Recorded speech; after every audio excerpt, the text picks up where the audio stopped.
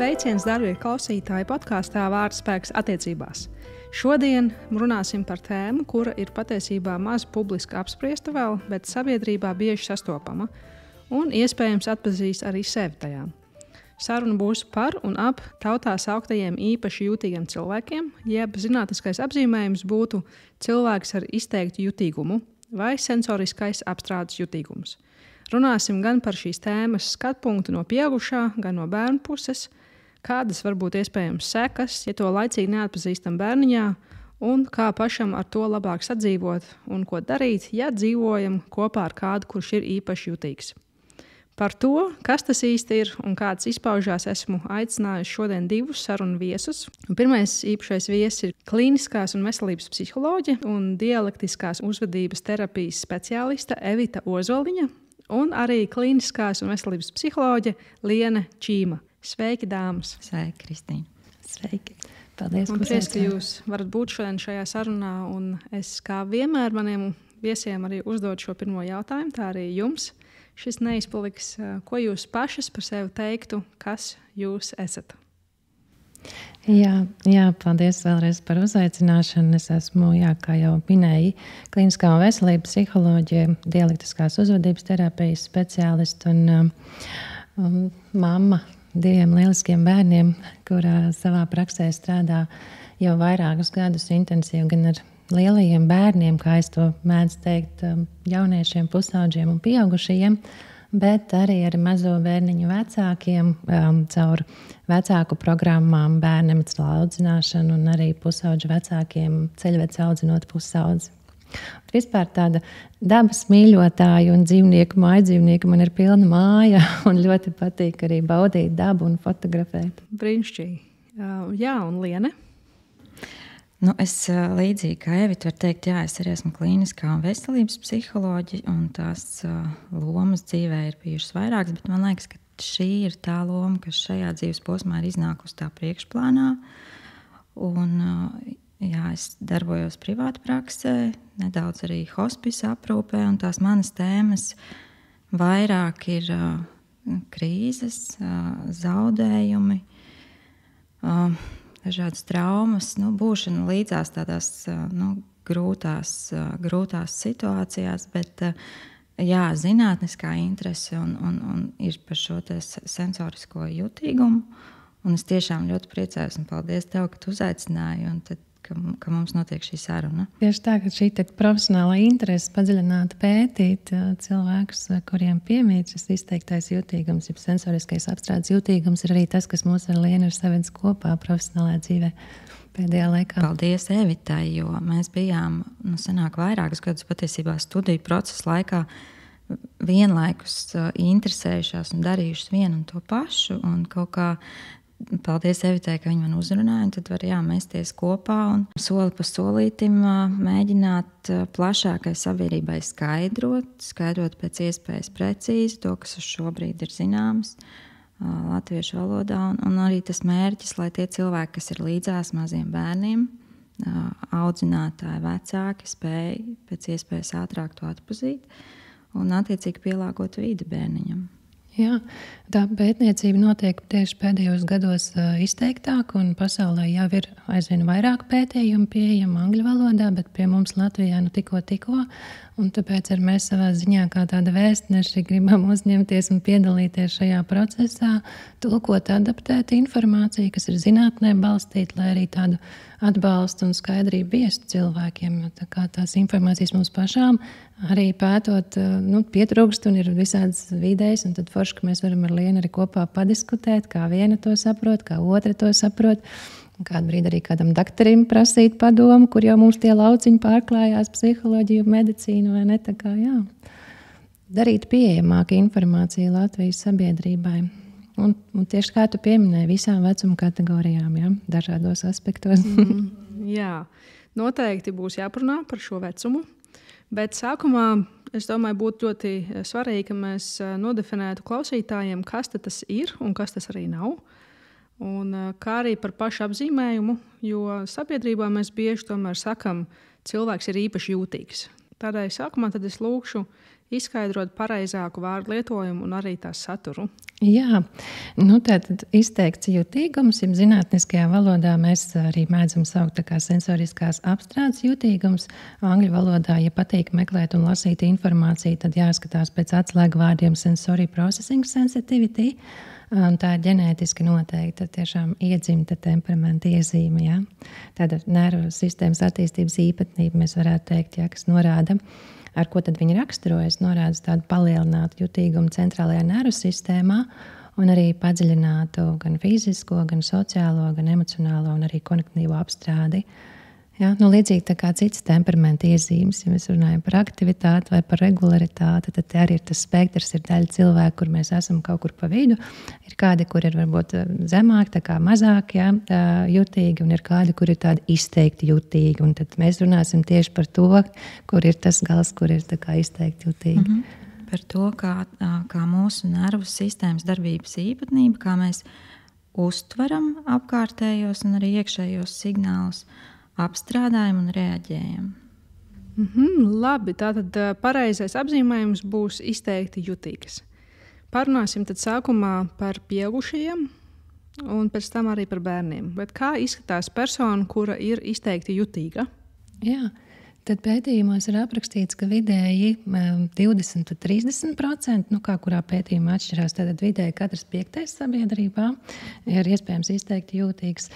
Un interesanti, ka piedzimst vienlīdz daudz gan puiši, gan meitenes izteikti jūtīgi, ja, bet, protams, rietumu sabiedrībā varbūt vēl joprojām var runāt, ka pētījums ietekmē tieši šie sociālie aspekti. Jā, tātad gan puiši, gan meitenes.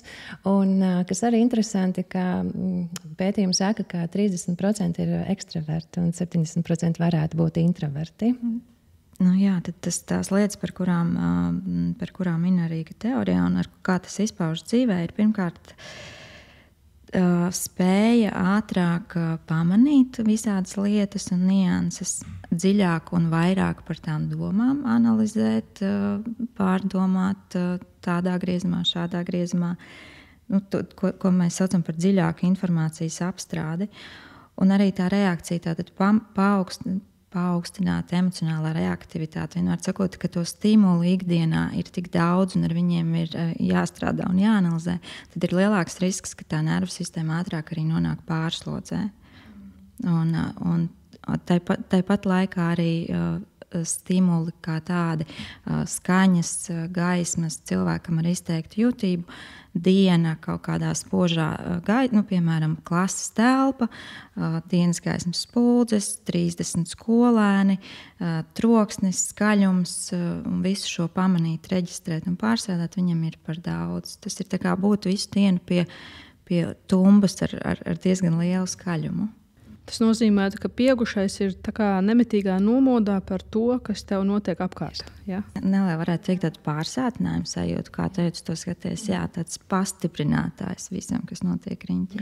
Es pamanītu, cilvēku, kurš ātrāk aizkustinās, gan no tāda pozitīva saviļņojuma, kāda sižeta, kāda aizkustinoša ieraugot vai attēlu, varbūt, vai video, vai mūziku, jā, tā kā piemīt ar tāds estētiskais jutīgums, izteikt jutīgiem cilvēkiem spēja pamanīt, niansēt, piemēram, skaņas mūzikā, vai tas pašs ēdienas baudot, jā, patīk varbūt restorāni, kur katrs ēdiens kā mākslas darbs noformēts, jā, un tam līdzīgi, jā, ka cilvēkam varbūt arī, cerēs mēs sakam, sarunu valodā tur acu slapjā vietā, jā, ka tur ātri apraudāties gan no prieka, gan arī no tāda varbūt sāpināts esot.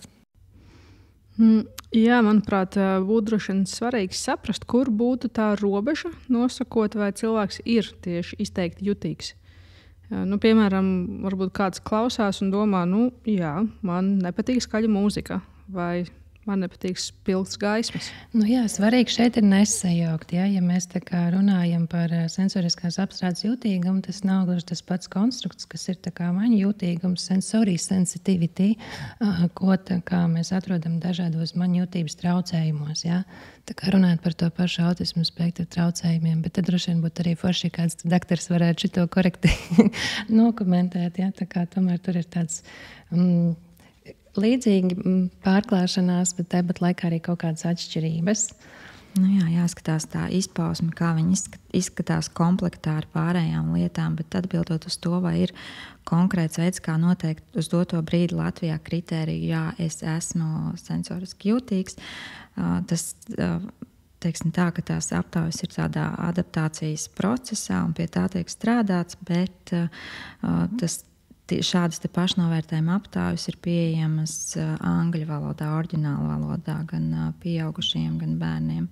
Tā kā pie mums, diemžēl, to brīdi iestrādnes ir, bet tā, ka to varētu izmantot. Bet tas, ko mēs šodien varam darīt, mēs vairāk par to varam parunāt, apskatīt, kā tas izpaužās ikdienā, un tad jau tas dod to spēju sākt sevi pavērot un papētīt, vai tas varētu būt kaut kas par mani.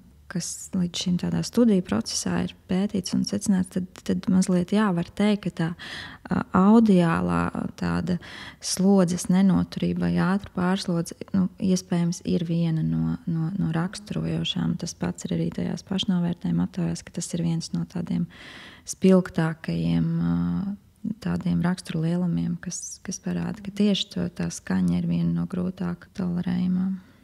Jā, vai jūs varētu pastāstīt vairāk, kā tieši izpaužās cilvēkā, un varbūt arī tieši arī bērnā, kuram ir īpaši jutīguma iezīmes? Man tad gribētos laikam atgriezties pie tā sākuma un to akcentu likt tieši uz nervu sistēmas darbību kā tādu jutīgāku un kas intensīvāku uztver un apstrādā.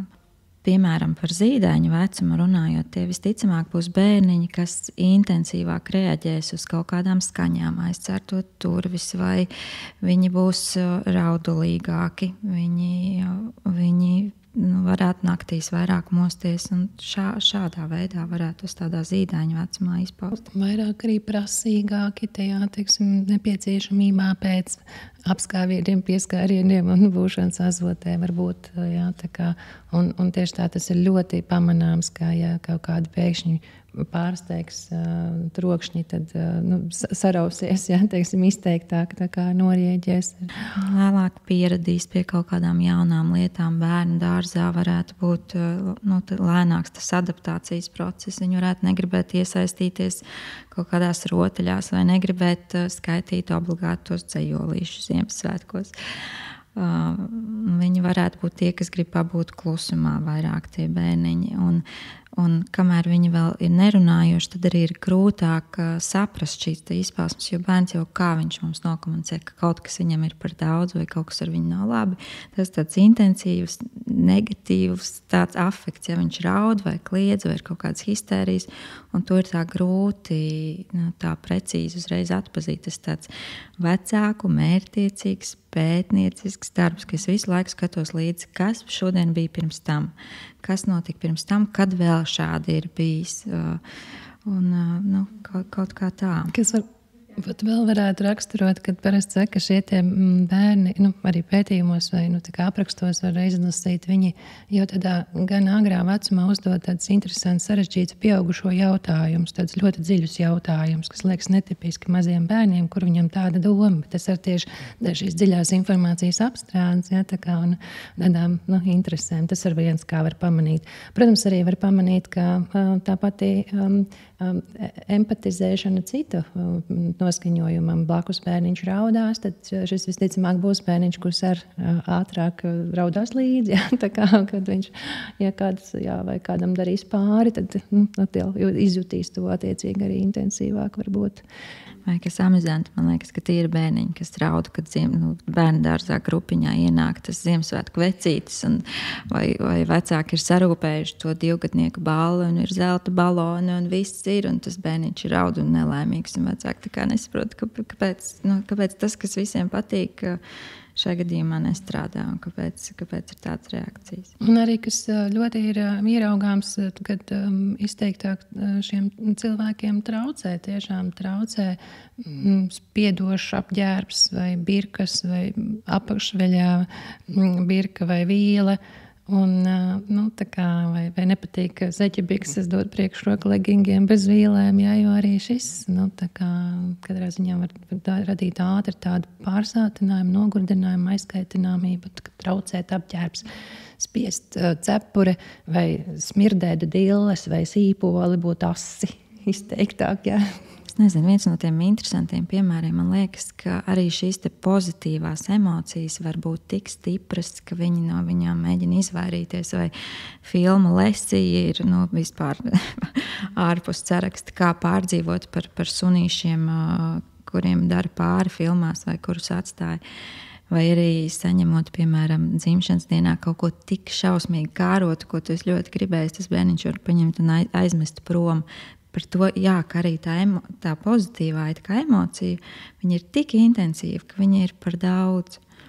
Jā, un kādi varētu būt piemēri, kas attiektos tieši varbūt uz pieaugušiem, kur kādi klausītāji varētu arī atpazīt sevi? Jā, es nezinu, man liekas, tas pats tas ikdienas darba piemērs un tas, ka vai ir darba ballīte un pārējie kolēģi ir gatavi doties dzīvē un mana vienīgā doma ir, piemēram, būt mājās klusumā un atpūsties un tad var mēģināt vērot sevi kontekstā ar citiem, ka ja man liekas, ka man ir šis jūtīgums, ka es pamanu, ka ir tās dienas gaismas spuldzes, viņas cīts, ka kādam tur man līdzās ir ļoti spēcīgas smaržas, kas man traucē un man sāk sāpēt galva. Skaņas, vai, piemēram, ir klausies podkāstu un tā skaņa ir liekas mehāniski un ļoti griež ausīs, ka viss ir tāds uz tādu pastiprinājumu. Jā. Protams, jāuzsver, ka arī katrs izteikti jūtīgs cilvēks ir atšķirīgs, un tomēr vairāk mēs novērosim, ka šie nebūs tie, kas pirmie leks uz skatuves. Viņi drīzāk būs kā tādi pelēkie kardināli vai abās rokas, jā. Kaut gan ļoti labi arī pēc aprakstiem līderi, vai tā, redz bildi lielo, jā, vai var dēļ tā, ka spēj pamanīt šīs te nianses vidē, gan kaut kādas potenciālas iespējas, gan riskus, bet tāpat laikā nebūs tie, kas pirmie kāps uz skatuves.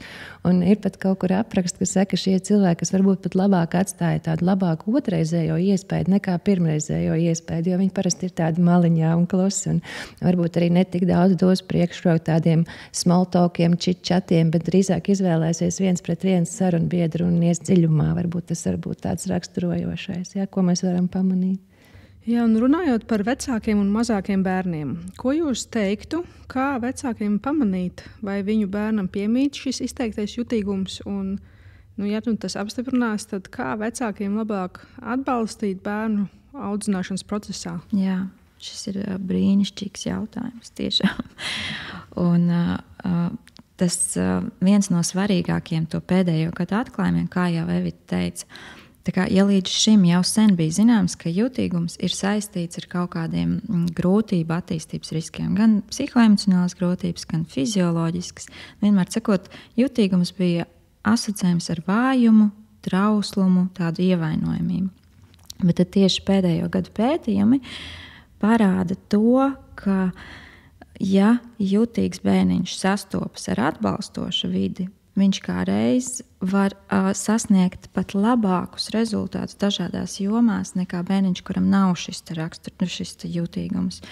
Un tas var būt akadēmiskais sniegums, tās var būt sociālās prasmes. Tad vēl šādi bērni labāk iegūs no kaut kādām intervencijām. Ja skolā tur tiks veikta kaut kāda, piemēram, mācību programma, tad jutīgie bērni viņu vairāk integrēs un iegūs no tādas programmas. Un savukārt tie riski, kā es arī iepriekš minēju, ka ja jutīgs bērniņš nesastopas ar to vidi, kas viņam palīdz sadzīvot ar šādu nervu sistēmu, tad var attīstīties dažādi ar trauksmi saistīti. Lielākoties ar trauksmi saistītas grūtības, depresija, trauksme un tādas lietas. Bet, man patīk tas piemērs par filmu No spiegu bērniem. Ja mēs domājam par to, ko vecāki var darīt lietas labā, tad šādu jutīgu bērniņu var pielīdzināt, ka viņš ir ieradies šajā pasaulē ar ļoti smalkiem instrumentiem, ļoti jaudīgiem un smalkiem instrumentiem.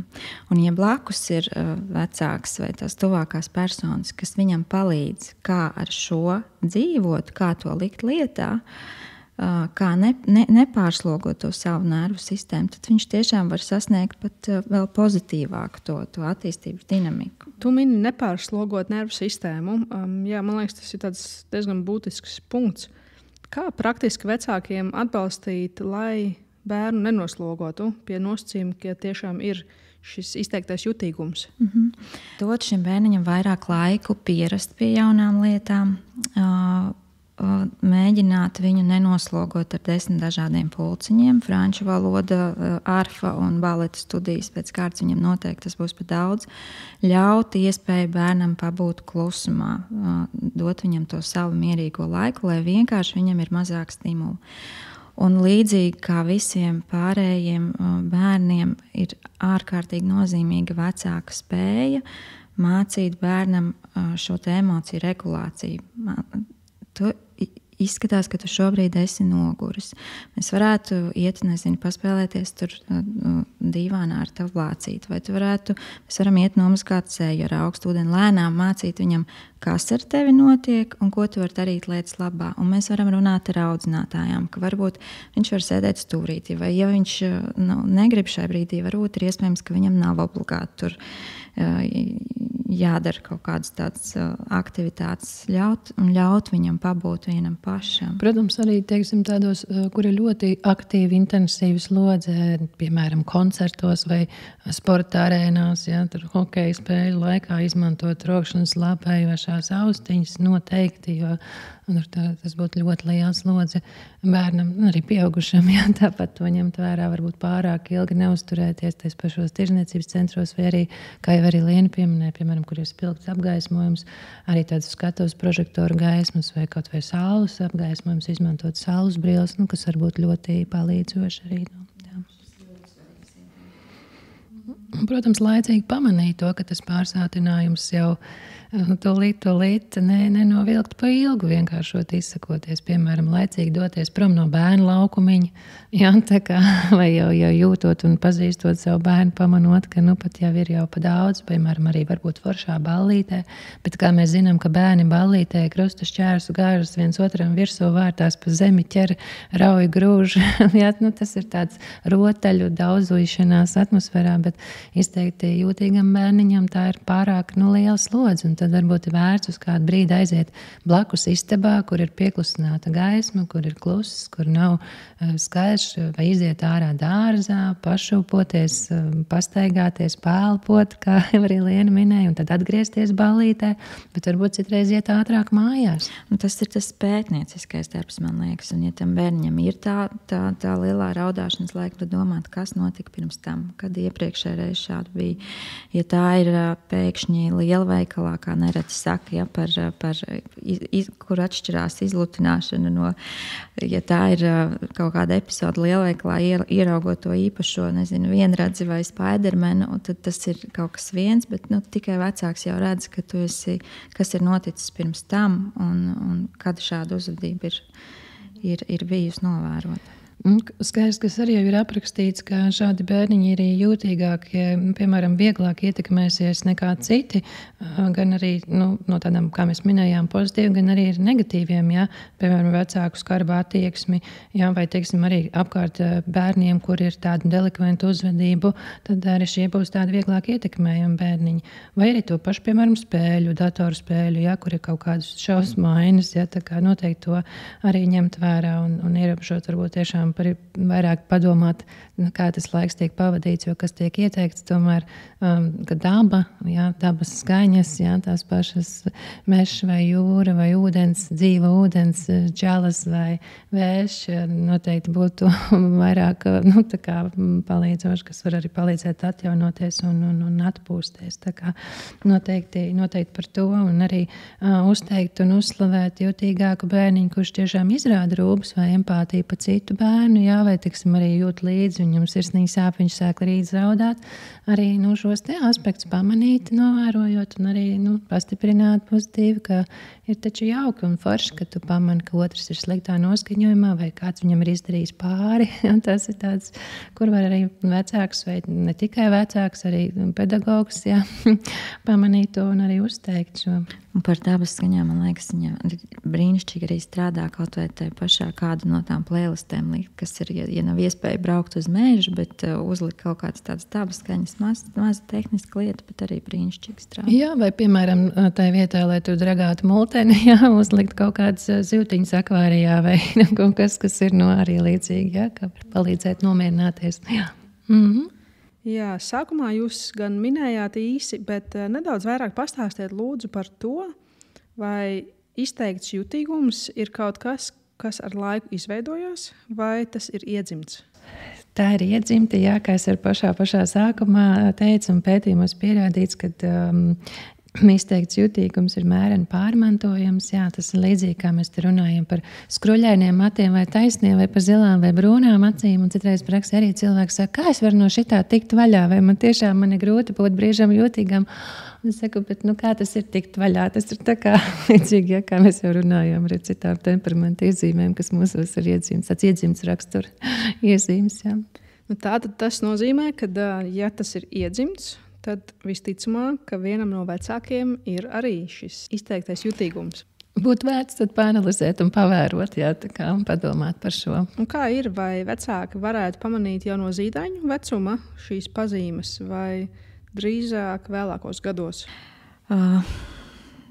Laikam tas pirmais, kas nāk prātā, ir tas, ko mēs iepriekš minējām, ka visticamāk, ka šāds bērniņš jau zīdaiņa vecumā būs raudulīgāks un grūtāk nomierināms un varbūt neritmiskāk būs viņa tas ikdienas ritms, ēšana un gulēšana. Visticamāk, ka tam vajadzētu būt jau novērojamam jau sākumā no pirmajiem. Bet tas ļoti, ļoti būtiskais faktors šajā gadījumā ir tā vide, tā vecāku attieksme. Jau no pirmajām dienām mēs ar to savu aprūpētāju, vai šajā gadījumā, piemēram, runāsim par mammu, nonākam tādā miedarbībā. Un ja piedzimst bērniņš, kuram ir šī izteiktā jutība, viņš ir prasīgāks, viņš varbūt naktī vairāk raud, viņš vairāk čīkst, viņš neuzvedās tā kā citām mamām bērniņi, un tas mammā var celt trauksmi, varbūt kaut kādu neefektivitātes sajūtu, kaut kādu kaunu sajūtu, un sākās kaut kāda tāda uz rieņķa miedarbība, un varbūt tai mammai trūkst resursu arī dot visu to, ko tas bērniņš pieprasa, un līdz ar to ir visu laiku jātur tas prātā, tas vides faktors. Tas, ka, ja ir tā, tas bērniņš nāca pasaulē ar šo jutīgumu, tas neko uzreiz nenozīmē. Ir jautājums, ar ko viņš sastopās, kas viņam palīdz, kurā virzienā doties. Un, piemēram, ja kāds no vecākiem arī ir izteikti jutīgs, tas nozīmē, ka viņš ļoti lieliski interpretējot spēju pamanīt savu bērnu vajadzības. Tā viņa emocionālā noskaņojuma. Bet te ir tāda nianse, ka tas ir ļoti, ļoti atkarīgs, cik tas vecāks pats ir stabils un rāms. Ko līdz viņš kļūst pārsātināts, tad viņam šī iespēja pazūd. Un tad viņš kļūst dusmīgs, viņš ātri tāds uzvelkās, paliek nikns. Tad jau viņš vairs nespēja būt atbalstošs bērnam. Un arī tas īstenībā traucē bērnam mācīties regulēt emocijas, ja vecāks pats nespēja regulēties. Tāpēc atkal uzsverot, cik būtiski ir arī vienalga, kurā vecumā mēs esam sapratuši, ka kaut kas šis ir par mums.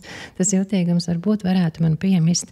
Tiešām, kā tā mana nervu sistēma uzvedās un kā man ir ar to emociju regulāciju un kā man ir ar to distresa toleranci. Un kādas es varu mācīties instrumentus un pašpalīdzības metodas, lai es pirmkārt par sevi parūpētos, lai es varu būt mieriņā pats, un tad es varu arī atbalstīt savu mazo zīdainīti. Ja? Un kā jau arī Liena minēja, noteikti, ka ja mēs tā ļoti uzmanīgi vērojam pavisam maziņu arī zīdainīti, mēs noteikti pamanīsim šīs te iezīmes, ko mēs jau arī priekšā aprakstījām. Un kā būtu pareizāk darīt? Vai, ja bērns pieaug, ir jau vairāk gadiņi pagājuši un vecāki ir konstatējuši, ka viņam ir šis izteiktais jutīgums, vai būtu pareizi vecākajam bērnam arī tā tieši pateikt par to, ka viņam piemīt šāda lieta? Un arī kā vecākiem labāk par to runāt, ja viņi saprot šo situāciju? Noteikti. Vecāku spēja bērnam mācīt emociju regulāciju pašam ir viena no ļoti, ļoti, ļoti būtiskajām. Un tas notiek tik vienkāršā veidā, kā atspoguļot, jā, es redzu, ka tu esi noguris, vai tev šodien bija gara diena, vai ballīte bija ļoti skaļa. Tas ir tas pirmais etaps, parādīt viņam, kas ir noticis, un atspoguļot to sajūtu. Tu jūties noguris, tas bija par skaļu. Un caur šādiem pavisam vienkāršiem soļiem mēs lēnām bērnam arī mācām un rādām pēc tam nākamo, ko tu vari darīt ar to lietas labā. Kā tā var būt, ka viens var būt izteiktāk jutīgs un viens var nogurt ātrāk un sadusmoties ātrāk varbūt, jā, vai kaut kā pārsātināties ātrāk un atbalstīt arī caur šo gan pašu bērniņu, gan arī iedrošināt, piemēram, dārziņā pedagogus ar to, ka, protams, tas arī ir izaicinājums viņiem, ja kāds no visa tā lielā bērnu skaita ir tāds jutīgāks un ar viņu var tā gadīties, ka viņš sāk raudāt un tas sāk raudāt apkārt vēl vairāki citi, jā, bet arī dot tādu izpratni un atbalstu un varbūt arī pastāstīt un paskaidrot, jā, kad tieši tā varbūt kā var palīdzēt tam bērnam emocionāli atbalstīt un pateikt, ka jā, ka tas tā var būt, ka tu šobrīd sabēdājies vai noguri vai un tad kā mēs varam tad to risināt vai mazliet paiet nostāk, ielīst dīvainā, apstekties ar plediņu pačučāt vai piemēram vigvamā, ja kaut kur mazliet nolīst prom no citiem. Turpat varbūt, ja tur tā, cik kāds ir iespējas un to atbalstīt. Tā vietā, lai, piemēram, moralizētu, kritizētu vai saņemies, ko tu vari visu laiku pinkšķēt, ja? Vai kaut kādas šādas lietas, kas droši vien būs tieši pretēji negatīvi ietekmēs. Jo katrā ziņā, kas arī ko pētījumu un aprakstīja, kā šādi bērni, protams, arī to pieredzi ar citiem miedarbību vai izjūt izteiktāk, līdz ar to varbūt viņi arī kaut kā uztver vardarbīgāk kaut kādu šādu piezīmi vai izteicienu, kas nemaz nav bijis nekā ļauni domāts, bet viņš norēģēs jūtīgāk uz to, ja? Kad viņu par viņu to pateica. Ja, kā, vai nomierinies, vai esi tur, nezinu, jā, kaut kāds izturīgāks, jā, ko tu tik emocionāls var, piemēram. Čīkstēt, jā. Bet šai pusē ir arī tā labā puse, ka tā raksta, ka šie bērni, tā kā es pirmīt minēju arī par tām intervencēm, ka viņi ir no viņām vairāk iegūst, tāpat arī par ikdienā, ja šādam bērniņam izstāsta, ka nekāp uz palodus, jo tas ir bīstami, tāpēc, viņi daudz ātrāk saprot tās konsekvences un viņam tos spēles noteikumus. Tad es pareizi saprotu, ka vecākiem vajadzētu arī diezgan tieši ar šo bērnu runāt un arī viņam pateikt par to, ka ir šāda lieta, ka viņš ir izteikti jutīgāks, ja? Jā, un arī noteikti mācīt asertivitāti svešvārdā, tādu spēju pa sevi iestāties, pa sevi pastāvēt. Jā, pašam teikt, jā, man šitā ir. Un tā kā arī mācīt pašam, kā par sevi parūpēties brīžos, lai viņam ir kabatā instrumenti, vai tā ir punču elpošana, ja rociņas punču un elpojam, vai ko mēs varam darīt kaut kādos brīžos. Jā. Protams, jo ātrāk viņš to zinās un sapratīs, un jo normālāk pieņems, jo arī būs vieglāk. Vienlaiks varbūt neliekot tādu lielu uzsvaru tieši uz to virsrakstu, bet par to normalizējot, kā Evita teica, par to, cik mēs esam dažādi, un tas, kas ir vajadzīgs man, ir ļoti ok, ka varbūt citam tā nav, bet ir ļoti ok, ka mēs atšķiramies un esam dažādi. Ļoti labi. Jā, pirms mēs ejam vēl vairākās tēmās tā dziļāk, es gribētu no jūsu puses varbūt dzirdēt, ko darīt tiem, kuri varbūt klausās, un viņi jau saprot, ka jā, šis viss izklausās diezgan pēc manis. Un, es gribētu varbūt uzzināt vairāk par šo tēmu, un arī varbūt ir vajadzīgs jau kāds atbalsts. Kas ir tas, ko jūs varētu ieteikt? Noteikti šobrīd, jā, mēs ļoti labprāt, gan es domāju arī Liena, un arī tas, ko mēs ikdienā darām, jau šobrīd pie mums arī kolēģi jau mēdz atsūtīt kādu, kurš ir tā kā sevi asociē, ka iespējams viņš ir izteikti jutīgs, tā kā ir cilvēki jau, ne tikai mēs ar Lienu, vēl kas Latvijā vairāk par šo interesējas un informācija kļūst pieejamāk, tā kā droši pēc atslēgvārdiem meklēt informāciju, kas ir pieejama, kontaktēt, jā, tā kā, ja gribas starptautiski un ir iespēja lasīt angļu valodā, tad sensory processing sensitivity noteikti tur arī papildus meklēt informāciju, kas ir pieejama. Un varbūt ar nelielu atkāpi, bet man liekas, ka ir ļoti svarīgi, ka būt par vecāku ir ārkārtīgi sarežģīts un smags darbs. Un tas spiediens mūsdienās ir tik milzīgs, un tā sajūta, ka man kaut kas neizdodas, un viņi var būt tik nospiedoši, ka man vienmēr gribas jau rehabilitēt, ka kāds, kurš domā par to, kā man šis izdodas, vai es esmu gana labs, vai tur, tas jau ir rādītājs, ka ir tas jēdziens, es esmu gana laba mamma, jā, pietiekami laba mamma. Un tad tā otra lieta, ko man gribētos teikt, ka tās pirmais ir tās tomēr ir rūpes par sevi, jo ja es esmu izsmelta, es nevarēšu līdzēt nevienam citam. Un iepazīstot vairāk sevi, iemācoties rūpēties par sevi, es ne tikai praktiski varēšu vairāk aprūpēt to bērnu, bet es viņam arī neapzinātā veidā iemācu, cik svarīgi ir rūpēties par sevi. Jo, ja es būšu sakostiem zobiem, iešu līdz spēku izsīkumam, ļoti jauki, mans bērns būs ar sapītām bizēm un kārtībā bērndārzā, bet viņš tomēr redzēs to un apgūs, ko nozīmē nerūpēties par sevi un iet pāri savām robežām. Tāpēc es noteikti teiktu, ka, jā, kā Evita teica, meklēt atbalstu sev, meklēt informāciju un rūpēties par sevi. Lai cik tas neskanētu tā pierasti un triviāli, bet tas ir ļoti, ļoti nozīmīgi. Noteikti. Labi, pirms mēs pārējām arī vairāk tā parunājot arī par pieaugušajiem vēl dziļāk, tad tomēr es gribētu vēl tādu tiltu jautājumu, kas iedod tādu rezumē. Kas var būt tās sekas, ja vecāki laicīgi nepamana, ka bērnam ir izteikts jutīgums un ar to arī attiecīgi nestrādā?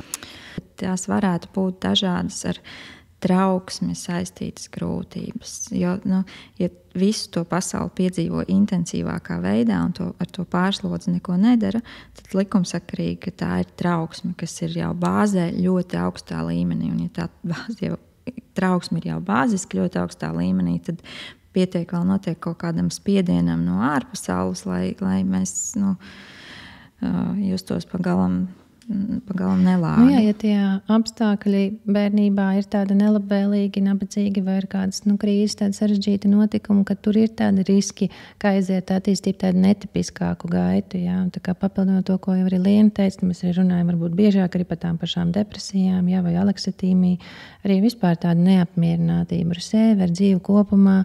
Jā, un tad autori arī raksta, tā kā Falkensteins highly sensitive man, ja, ka, teiksim, arī pēc arī pētījumiem atsaucoties, ka mēdz būt zemāks pašvērtējums, jā, arī tāpat jutīgiem vīriešiem, arī sieviešu populācijā, ja tas ir kaut kas, ar ko ir tā kā, sarežģīti, ja es to nesaprotu un vēl īsti nezinu un nemāku. Kas ar mani nav kārtībā īsti, ja?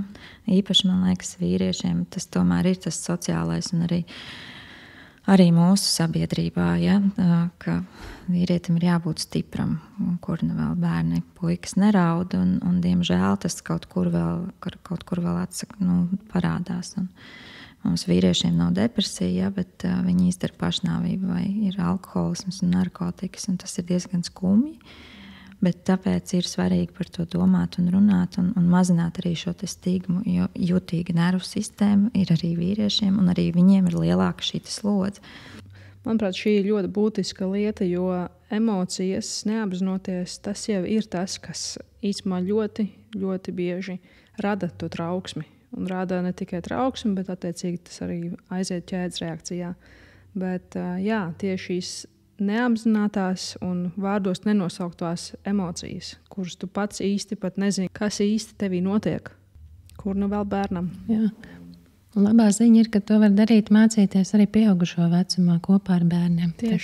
Tas nekad nav par vēlu. Man liekas, vienmēr tas solis numur 1, ja kaut kas ienāk apziņas laukā, ja mēs par to sākam domāt, pētīt, tas jau rada tādu atvieglojumu, tādu spriedzi, ka tas viss nav par mani. Es mazliet varu nodalīties un sākt par to domāt, kas tad tas ir. Varbūt arī pieminēšu tās psihoterapijas metodas, kuras iesaka tieši cilvēki, kuri sevi asociē ar izteikti jutīgumu un kur iespējams ir kādas pagātnes traumatiskas pieredzes arī, kas būtu pārstrādājams, jā, lai to dzīves kvalitāti un labotību uzlabot. Tad tas, ko iesaka autori, ir pieņemšanas un piesaistes terapija, tāpat arī kognitīva behaviorālā terapija, dialektiskās uzvedības terapija un narratīvā terapija. Un, protams, apzinātības prakses. Veidot to savu dzīvi, savu dzīvesveidu, sev tādu draudzīgu.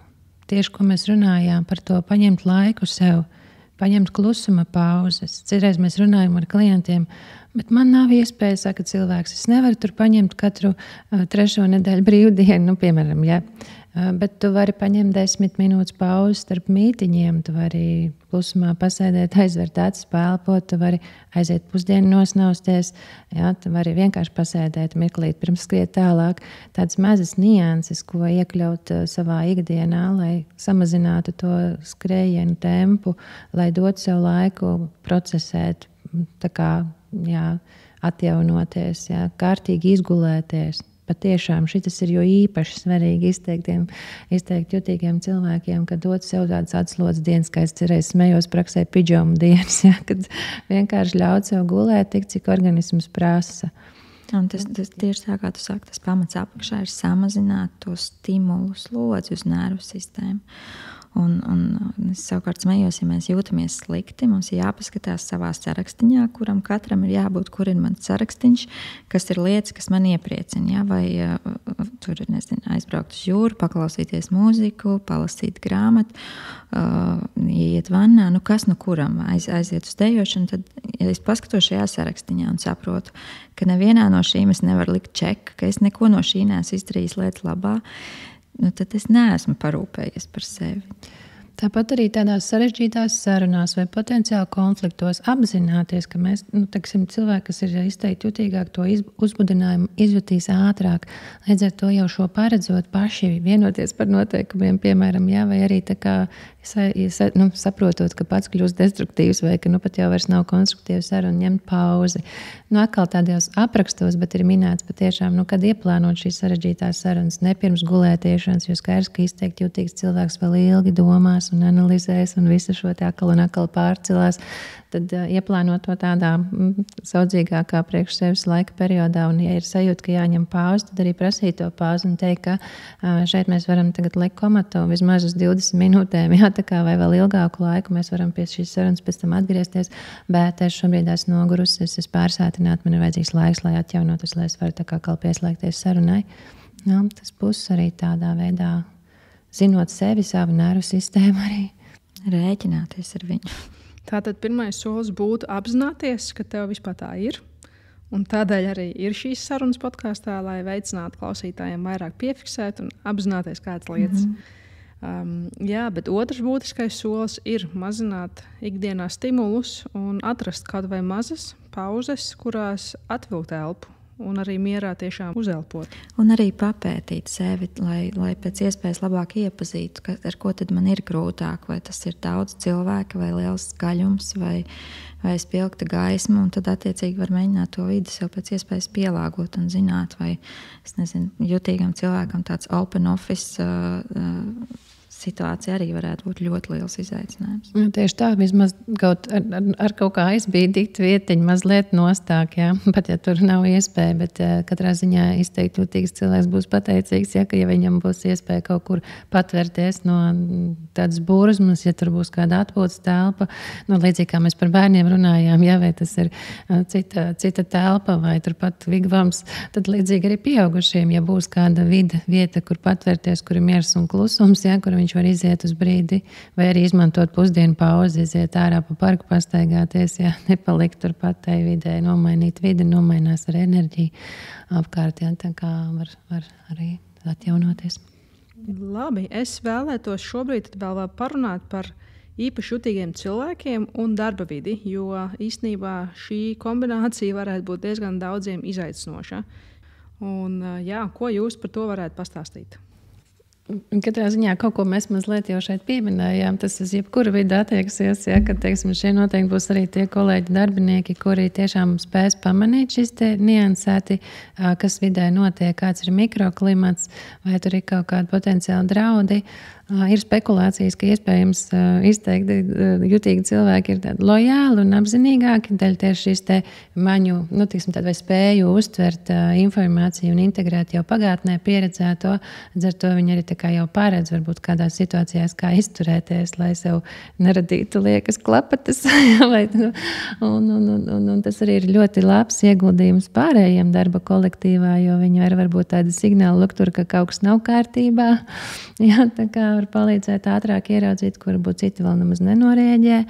Un arī, ikdienā jau kaut vai arī tajā pašā vidē darba pārbīdot vāzi vai krēslus vai pieliekot spilvenu vai aizvarot žalūzijas, var radīt arī tādu komfortablu vidi, kas ir ērtāk, tā kā citiem, kas varbūt nemaz īsti tā līdz galam par to neaizdomājās, bet varbūt palīdzoši arī pārējiem. Jā. Tad cilvēku pasaulē, ja ir bijusi tā labvēlīgā vide un šie smalkie instrumenti ir izkopti, tas tā var būt arī liela privilēģija darba vidē.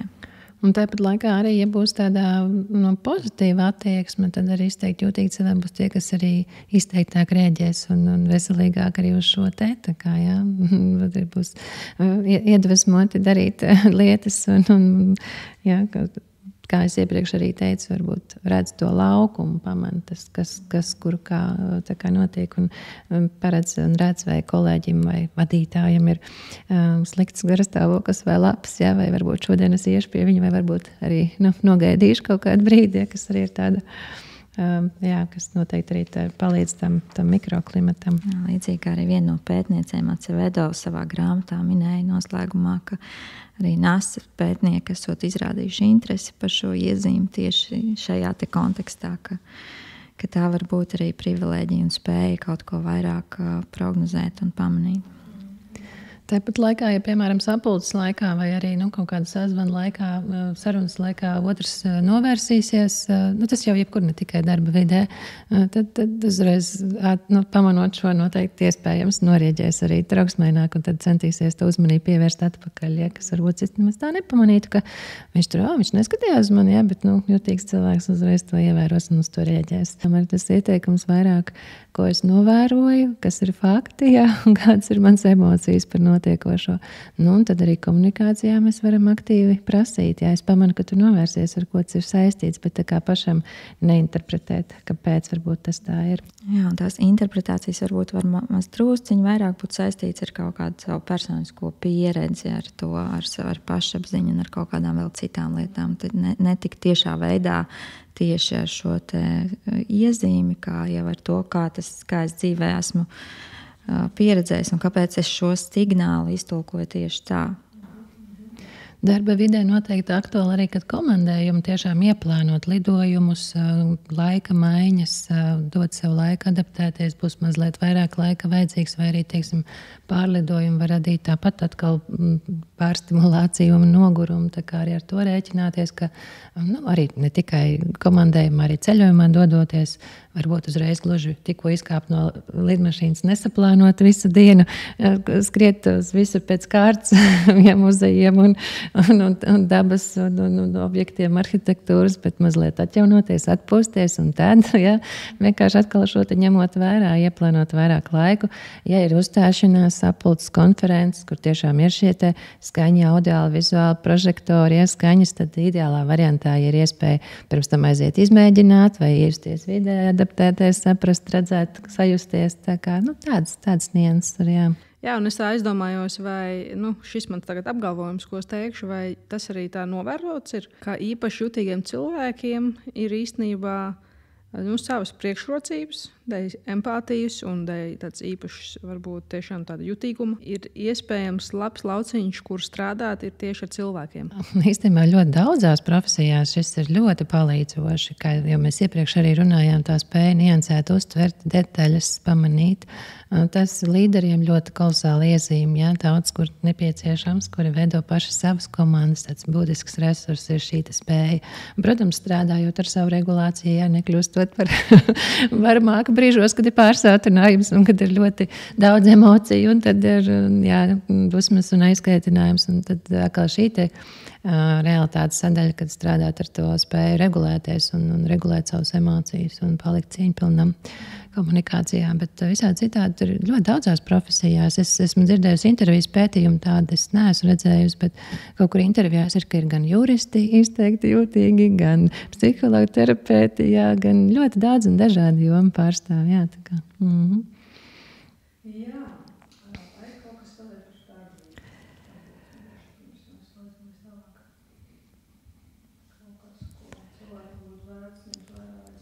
Ļoti būs pateicīgi un priecīgi par elastību. Tādā ziņā spēja arī strādāt no mājām. Teiksim, brīžos, kad varbūt ir nepieciešams fokusēties, taisīt prezentācijas vai gatavot kādas tabulas, lai nebūtu šis liekais pārsātinājums, varbūt, ko vide provocē neizbēgam, tad arī uzticēt varbūt. Atkal, katrs ir atšķirīgs un jāskatās ir kontekstā, bet tomēr es domāju, ka tāds jūtīgs cilvēks būs pateicīgs par iespēju arī strādāt no mājām, no savas vides, kur viņš var justies komfortabli un būt varbūt vēl efektīvāks un produktīvāks. Tieši tā. Labi, dodamies uz nākamo jautājumu par to, Ko vajadzētu ņemt vērā tādam cilvēkam, kurš dzīvo kopā ar izteikti jutīgu cilvēku? Ja ir bijusi tā atbalstošā vide un ja ir bijuši tie vecāki, kas ir spējuši radīt to sajūtu, ka attiecības tā ir droša un laba vieta, kur būt, tad būt attiecībās ar jutīgu cilvēku patiesībā varētu būt ļoti komfortabli, jo viņš ļoti pamanīs otra vajadzības, spējas pielāgot vidi, niansēti. Un, tur, protams, mēs varam spekulēt un domāt par to, kā šim savukārt jutīgajam cilvēkam ir parūpēties par sevi un nepazaudēt savas robežas un spēt parūpēties pašam par sevi.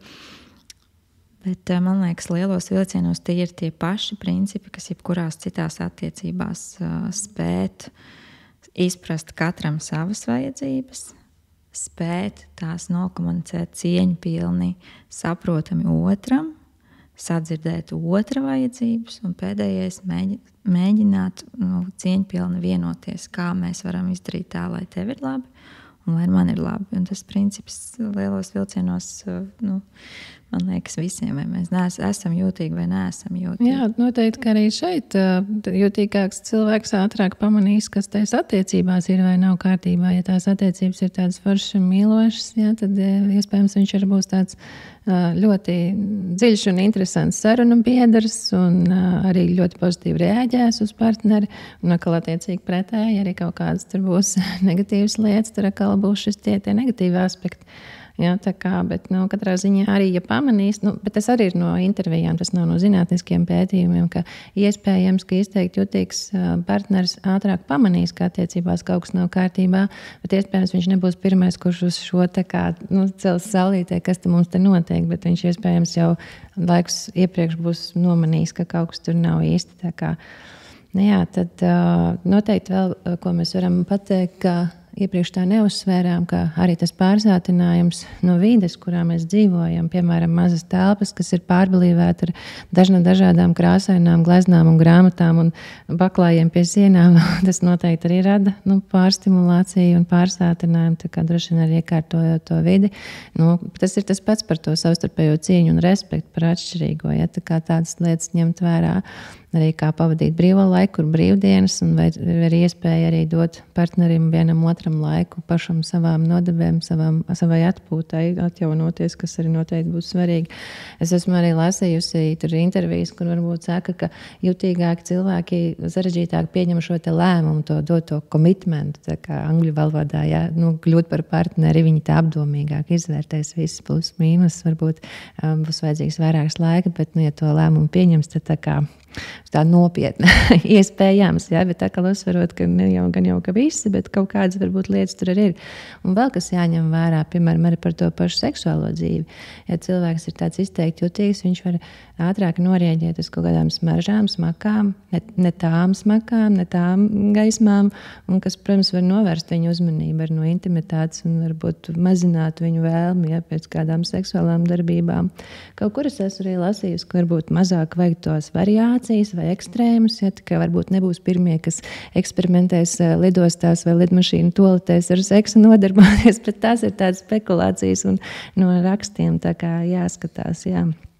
Ir arī pamatlicējā Elēnai Āronai ir tādas filmas, ja ir interesi, var arī paskatīties. Viņas mājaslapā ir pieejams Highly Sensitive Person in Love, jā, tā dokumentālā filma, vai arī tā kā Sensitive and in Love, ja tur ir gan grāmata, gan filma, tā kā ir pieejams, ja ir interesi, var arī tās paskatīties un palasīt, ko viņi par to saka. Bet tas arī vairāk ir tā kā empiriskā pieredzē, praksē novēroties, ne tik daudz zinātniskos pētījumos šobrīd pamatots, vai ne?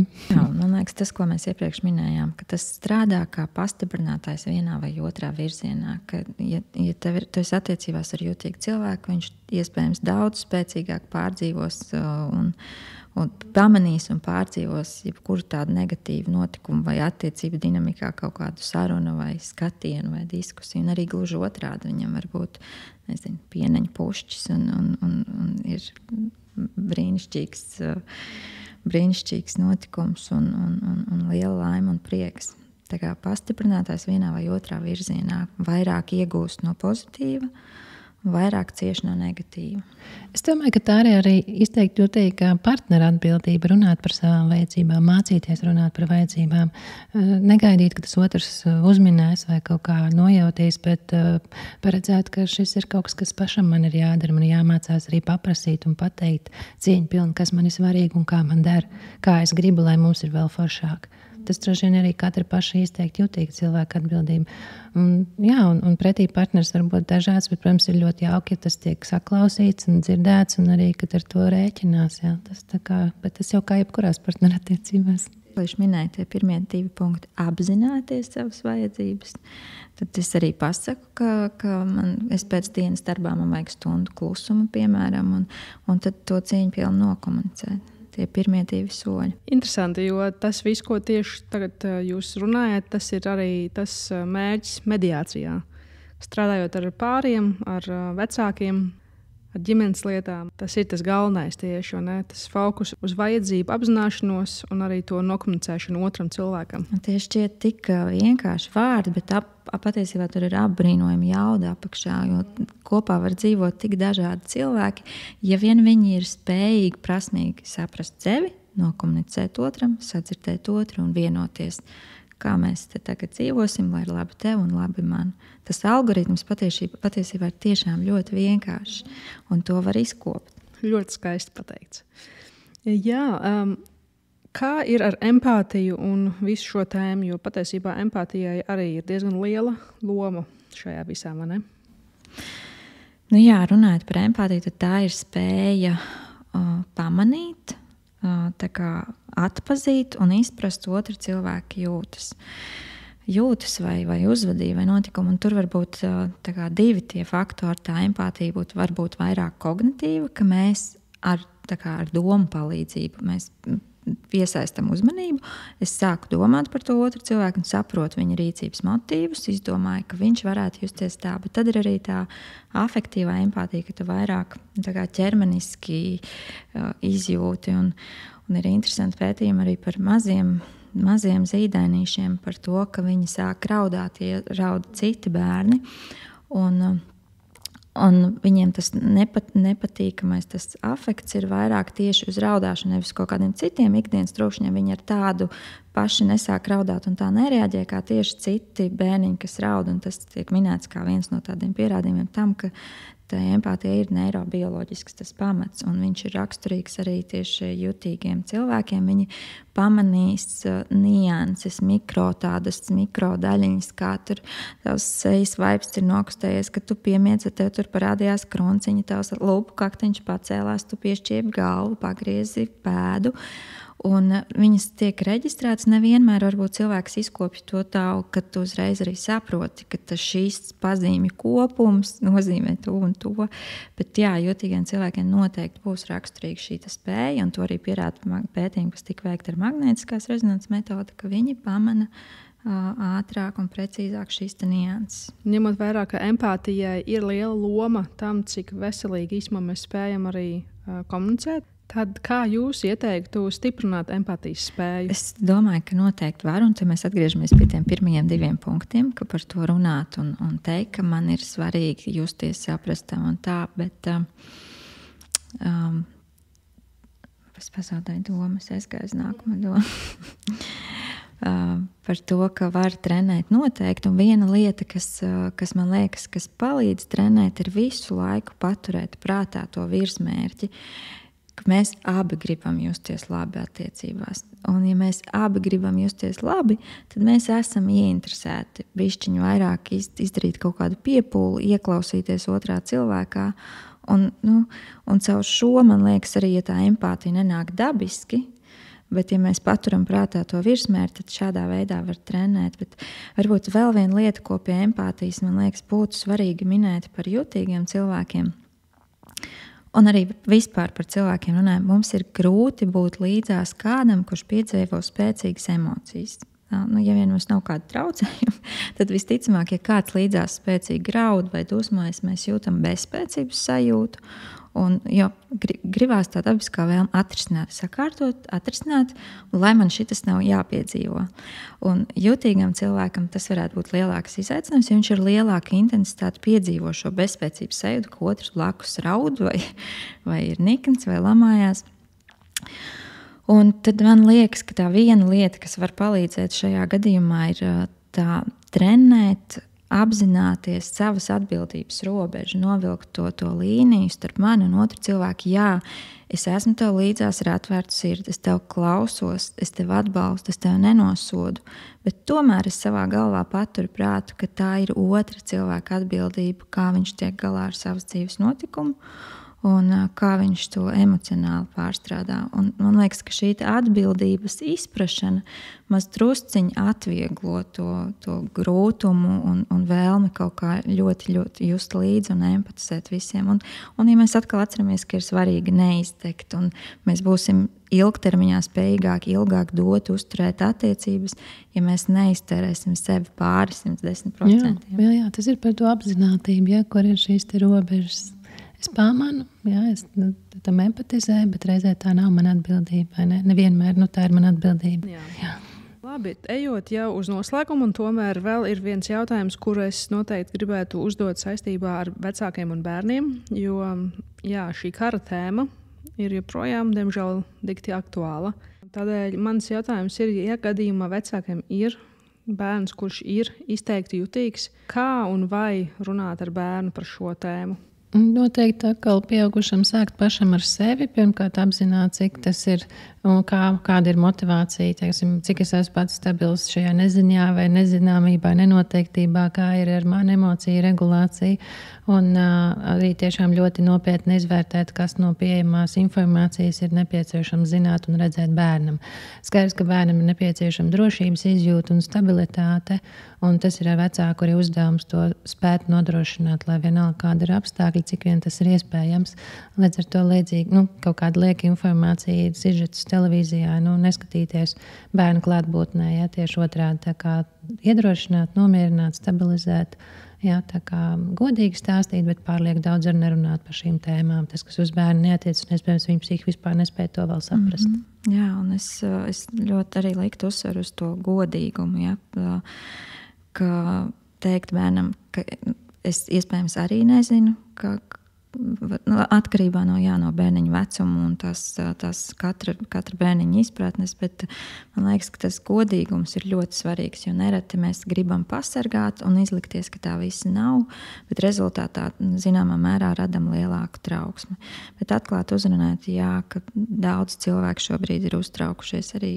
Es nezinu kaut ko, kas notiks, bet es darīšu visu, lai tu būtu drošībā. Ja tā situācija ir tik aktuāla, ka bērniņš šos jautājumus uzdod. Man liekas, ka arī šis godīgums un tās apzināties, cik daudz šajā vecumā var runāt par to.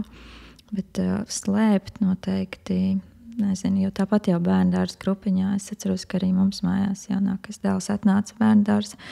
Jau pirms cik gadiem ar burtnīciņu, kur bija vēl knapi cilvēks sācis rakstīt, bet ierakstījis šodien Ukrainā sākās karš. Viena burtnīca ar vienu ierakstu, un šādi mums ir saglabājusies mājās. Noteikti nenoliegt, neizvairīties, neslēpt, bet arī domāt līdzi, cik daudz ko runāt, dalīties. Un atcerēties, ka bērni nereti ļoti vienkārši uztver informāciju. Un iespējams kaut kādas spēles taktikas vai rotaļtaktikas, burvi nūjiņu vai tur sliktā sakaušana ar rotaļlietām var palīdzēt izrieģēt emocijas. Vienkāršotā veidā. Bet ja mums būtu burvi nūjiņa vai burvi feja, kā mēs viņai ko jautātu un lūgtu palīdzību šo atrisināt, lai tā kā karš beidzas Ukrainā, runāt tādā veidā par to, kā bērns var sevi nomierināt. Tas labais ir dabūt to uz āru, vai tas ir zīmējums, vai tā ir spēle, un tas ir tas pretstats tam mēs izliekamies, tā nav, nerunājam, noliekam, bērniņā paliek trauksme, tur dzīvo un dara savus sliktos darbus. Jo mazāks bērniņš, jo mēs vairāk emocijas tā kā eksternalizējam. Nevis viņš trauksmainais vai sabijušais, bailīgais, bet bailes ir vai trauksme ir kaut kas viņam traucē šobrīd un kā mēs varam no viņas atbrīvoties. Ļoti labi, paldies. Es vēlos vēl tomēr pajautāt, ja gadījumā kāds klausās un saprot, ka, kad es esmu izteikti jutīgs un ir grūti ar to sadzīvot un ir vajadzīgs šis atbalsts, vai jūs varat nedaudz tomēr vēl iezīmēt, kas ir tas, ar ko jūs strādājat, tad, kad atnāk cilvēks ar šo vajadzību? Man liekas, ka līdzīgi kā daudzās citās reizēs, kad cilvēks atnāk, tad tas pirmais ir, kas ir tā lielākā grūtība, kur viņi izpaužās, kurās manas dzīves jomās tas izpaužās kā grūtība. Un tad no šī punkta izejot arī sākt strādāt, pirmkārt izpētīt un apzināties, vai tas ir stāsts par mani, un tad meklēt tos veidus, kā tās vietas, kur tas izpaužās kā grūtība, kā ar to strādāt. Teiksim, iespējams, izglītojošie aspekti, ja mums ir kaut kāda informācija pieejama vai vairāk jau zinām, tad iedot arī būt kā starpniekam, savest kopā vai kur kā ko varētu labāk to risināt, kur to informāciju varētu dabūt un noteikti arī tā normālības sajūta, tā pieņemošā arī validēšana par to, ka tas, kā mēs jau iepriekš runājām, ka tas, es domāju, arī milzīgs atbalsts ir, ka es tāds neesmu viens, ka izrādās, ka ne tikai arī citi cilvēki, arī terapeiti, tā skaitā, un tam līdzīgi. Tā kā es domāju, ka tas jau pats par sevi ir dziedinoši. Un arī vēlreiz gribas vēl akcentēt to par vīriešiem, ka tas nav tikai par bērniem vai mamām vai sievietēm, bet tas mēs visi līdzvērtīgi varam diezgan sāsinātā veidā šo pasauli piedzīvot un labāk meklēt veidus, kā sev atslogot, ja tas rada kaut kādas grūtības. Noteikti.